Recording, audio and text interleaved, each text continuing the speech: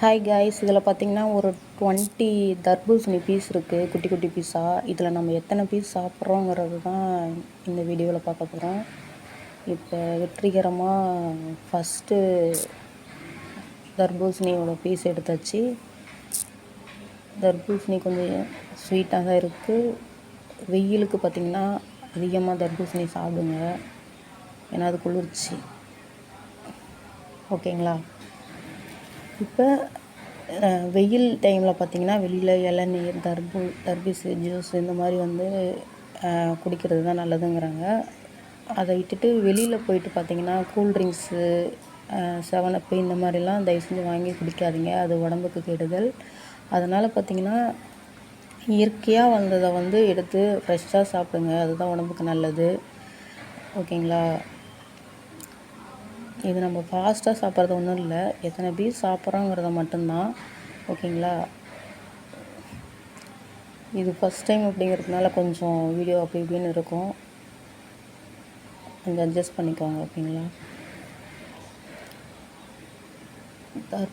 தர்பீஸ் யார் கொடுத்தாங்கன்னு பார்த்தீங்கன்னா, எங்கள் பெரியம்மாவோட ஃப்ரெண்டு இருக்காங்க, அவங்க தான் தர்பீஸ் எடுத்துகிட்டு வந்து கொடுத்தாங்க. அதை நான் அம்மா கட் பண்ணிவிட்டு வந்து கொடுத்தாங்க. அதனால் ஒரு சின்ன வீடியோவை அதில் போடலாம், மேக் பண்ணலாம் அப்படின்னு சொல்லி தான் இதில் நான் போட்டிருக்கேன். தர்பூசணி நிஜமாலுமே ஸ்வீட்டாக இருக்குது, தெரியுதா? ஏன்னா ஒவ்வொரு பழம் பார்த்திங்கன்னா ஒரு மாதிரி சுகர் பத்தாமல் இருக்கும், ஒரு மாதிரி சப்புன்னு ஒரு மாதிரி நல்லாவே இருக்காது.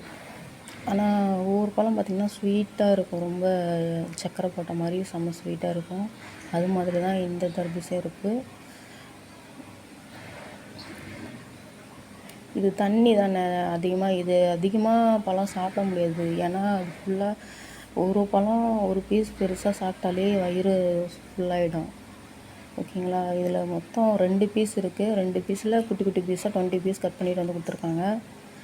அதுதான் நம்ம இப்போ சாப்பிட்டுட்ருக்கோம். எங்கள் அம்மா தான் கட் பண்ணிட்டு வந்து கொடுத்தாங்க, எப்படி கட் பண்ணியிருக்காங்கன்னு பாருங்களேன்.